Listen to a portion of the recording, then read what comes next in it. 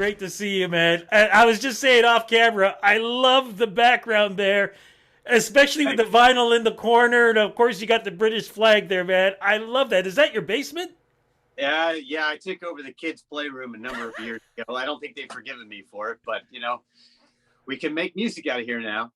That's the important thing, and that's what we're going to talk about with Our Lady Peace. I mean, one of the greatest bands to ever come out of the Great White North. When you think about the legacy of what you guys were able to do and continue to do in influencing, in bringing Canadian music around the world, and not copying a style or genre, but making your own sound, that's got to be rewarding for you and the rest of the guys. You're too flattering, Rudy. Thank you. Look, I don't know. I don't know whether it's stubbornness or whether it is just we feel like we still have something to say, or we just haven't, maybe in our minds reached the pinnacle. I don't even know if that's a thing. I think it's just trying to stay musically, intellectually, creatively interested and challenge each other. And we've been fortunate enough to be able to do that for a number of years. And it's, like I said, when I talk about the originality, where did that sound, do you think, come from? I know, I mean, Rain's got, he's got the voice, but still, it was just not just the style, it was the power behind it. It was the intensity behind it. It was the thing where when we came out to see your show, you walked out of there sweating because if you weren't dancing, you were just moving. If you weren't moving, it was just the emotions of what was coming out of your body. Yeah, thank you. I mean, look, Rain has a unique voice. That's offered us the opportunity to walk out into different sort of musical genres and explore different things while still really kind of vaguely sounding like us, which has been a real blessing. I don't know. I think it comes down to playing every note like it might be your last. And I know that's really cliched, but it really is. I try and make the songs a new experience every time we play it. I mean, that has a lot to do with the audience.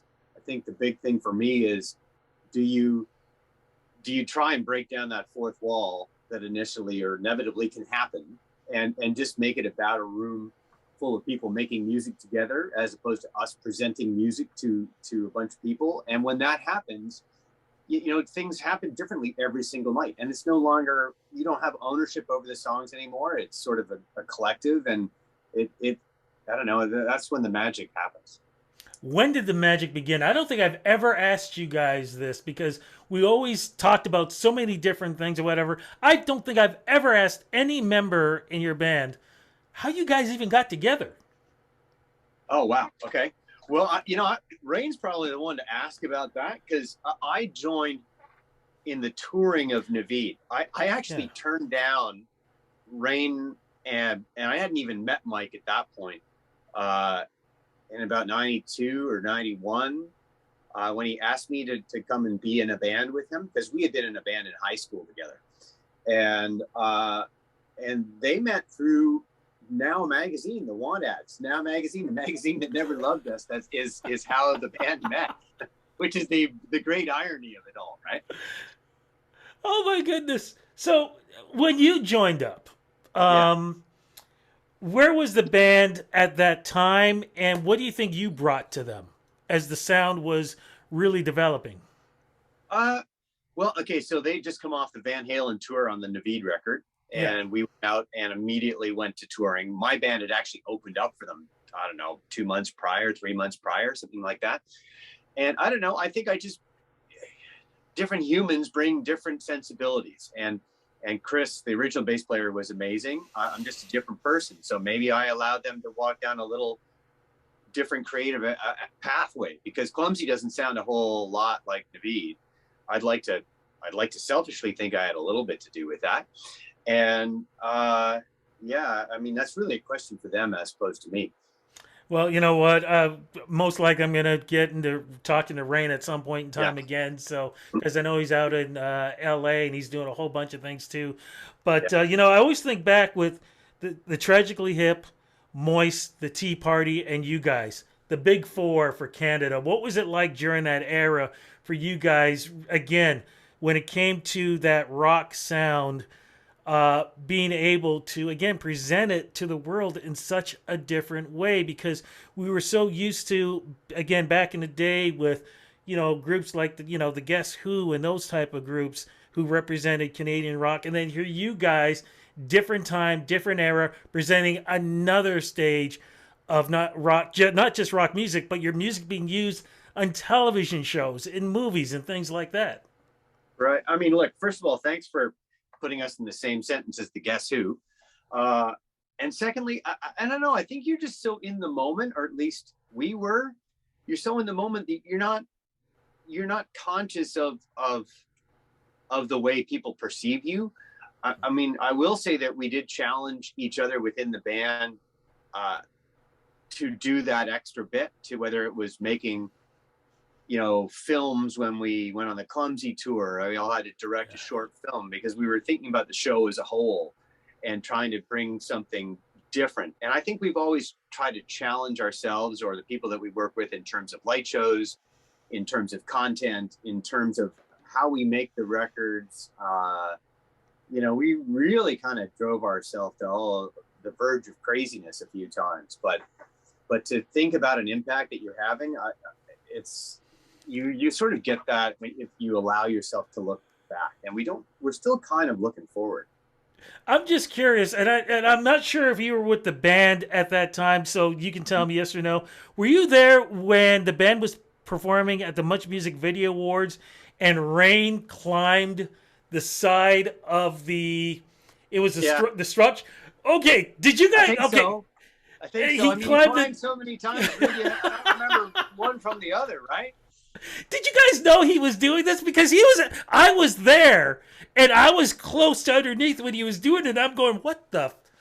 Because Yeah, I had those not things seen are him do it before. those Much Music Video Awards back in those days were so chaotic, Yeah. and and it was just kind of like a big party. I mean, we won an award one year, and I was the only guy they could find. And so all of a sudden, I'm on camera accepting an award, and then as soon as the camera's off, they ripped the award back out of my hands, and I couldn't find the rest of the band. So I mean, those were the Wild West days of video award shows. I gotta say.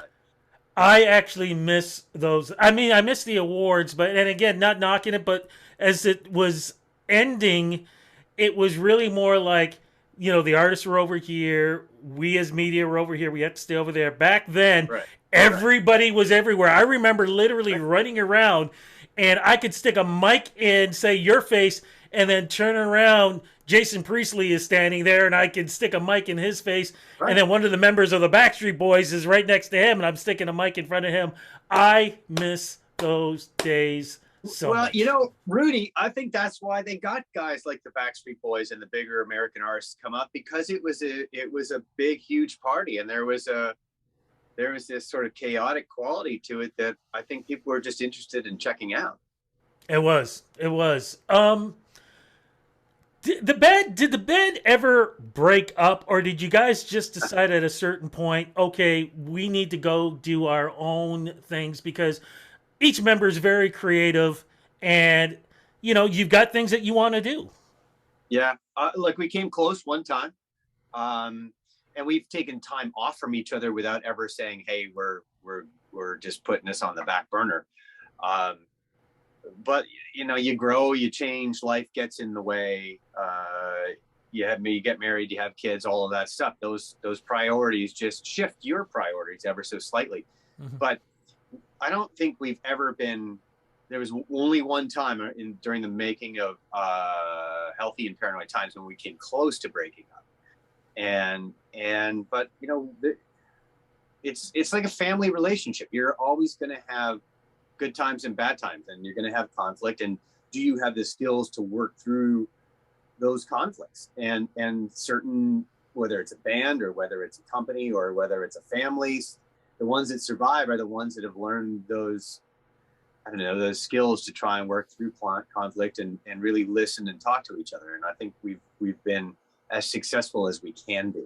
I mean, the fact that we're still here sort of speaks to that. It definitely does. when you guys are now thinking about, because now we're going to talk about the new music, you're thinking Yeah. about putting this together.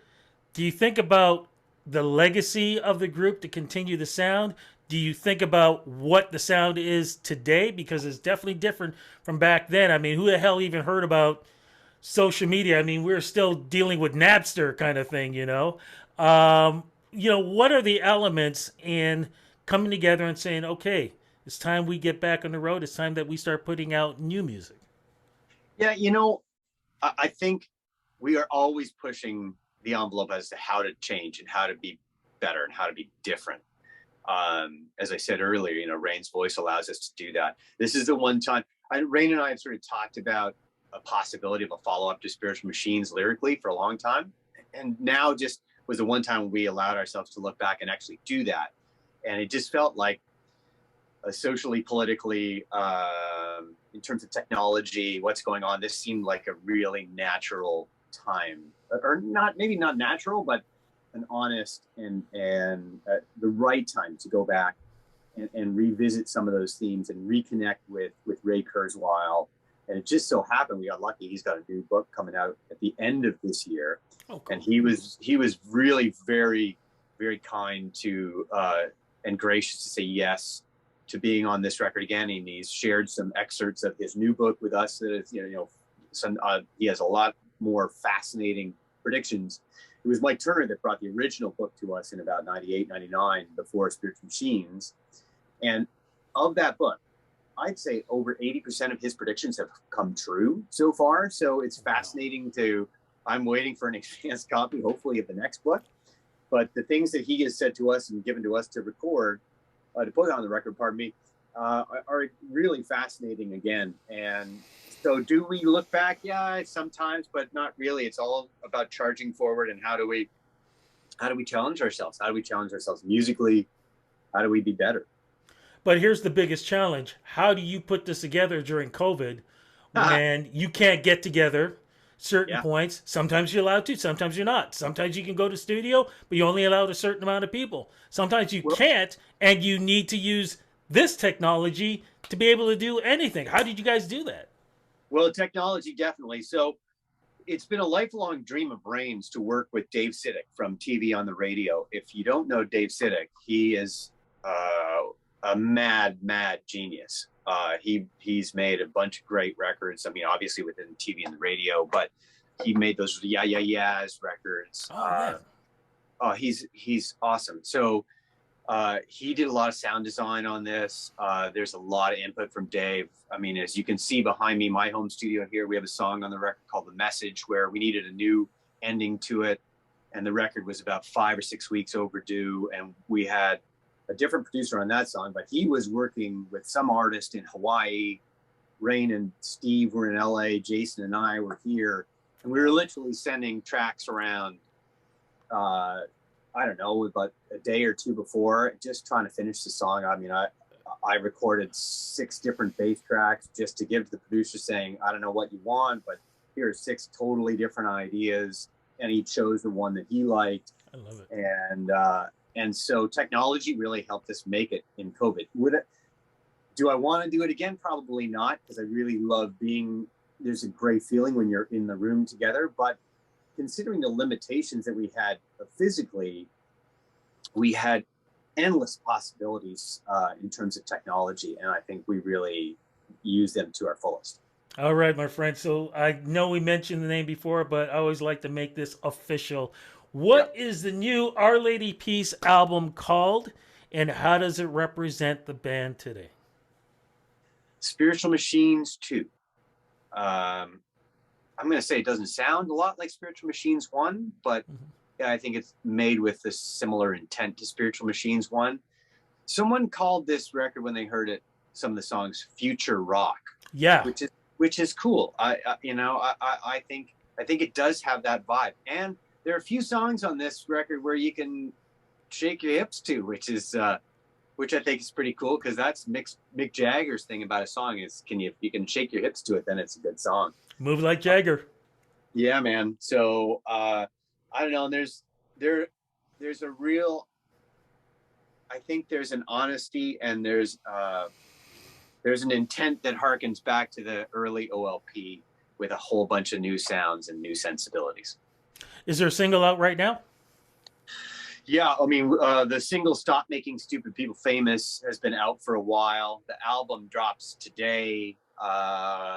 We've released some lyric video teasers. There's one called "Holes" that came out, and then I believe the next single is "Run." Go back to Stop Making Stupid People Famous. Dude, I wish I had that on a t-shirt. I'm going to ask the dumb question. What's the song about? Go to olp.com for a t-shirt because we have them. Well, you know, it's what you think it's about, right? It's how many times have we propped up people as a society that probably shouldn't be propped up? We could have gone and made a sensationalist video that takes the piss out of politicians and that, but we chose to highlight you know, people that maybe deserve to be. Maybe we should have gone the other route, but there are some people that say some pretty dumb things out there. So it was a lyric that Rain had for a long time. He'd seen on a trash can somewhere or something like that. It's from an artist named Plastic Jesus out in LA.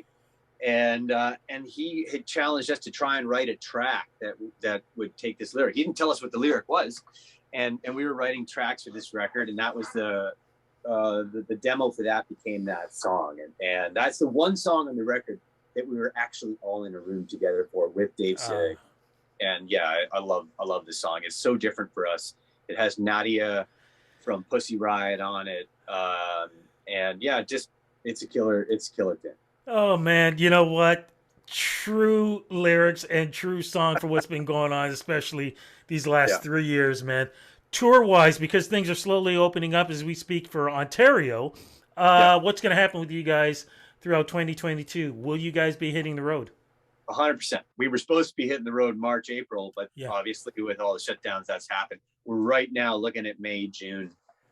Nothing is signed off on yet, but I know that there's a routing in my inbox, and we're desperately trying to get that together as quickly as possible. Okay, looking forward to that. Look, before we go, man, what advice can you give some of the young bands out there who are hoping to follow in the footsteps that you guys have been able to create that type of legacy? I mean, it's a different world. I mean, like I said, you guys had to compete with Napster and doing what Napster was doing, but today you've got all these things, TikTok and whatever else. What advice can you give them that hopefully they can follow you guys? I don't know. I think it's just work on your craft. Whether it's the TikTok videos you make, don't be precious with it, throw them up. Not that I'm not an aficionado on TikTok. Neither am I. In terms of the music, right? Just put the work in and follow your gut, follow your heart. I know it sounds silly and cliched, but it's true. You know, you got to push the boundaries, and you got to look for that feeling that makes your arm hairs stand up at the back, hair in the back of your neck stand up when you hear it, because music is a universal healer, and don't take it lightly. You know, take it seriously. Work on your songs, work on your sounds, and you just got to put the work in. Very last question, man. What is the secret to not aging? Because I swear to God, you guys don't get old, man. You guys still look as good as you did back in the day. What the hell is it, man? You're too kind, Rudy. You're too kind. You know, I don't feel old until I walk by a mirror and I shout. You know, I don't know. I find I like adrenaline fueled sports, so I ride my mountain bike a lot, and I like to put boards onto my feet and jump off things with snow. And just remember to laugh, man. There you go, man. I love that. Brother, thank you so much for the interview. Congratulations on the new music. Yeah. I'm so looking forward to you guys touring because, like I said, I haven't seen you guys live in a long time, man. And the last couple of years, because of COVID, I have been literally going back to some 60s, 70s, 80s, and 90s music, man. And you guys are part of that, what I've been loading up to. So, because I know when I'm listening to Our Lady Peace, I know I'm having a good time, man, and I needed that. So thank you for that, and congrats on the new music, man. Thank you very much. Have a great day, man.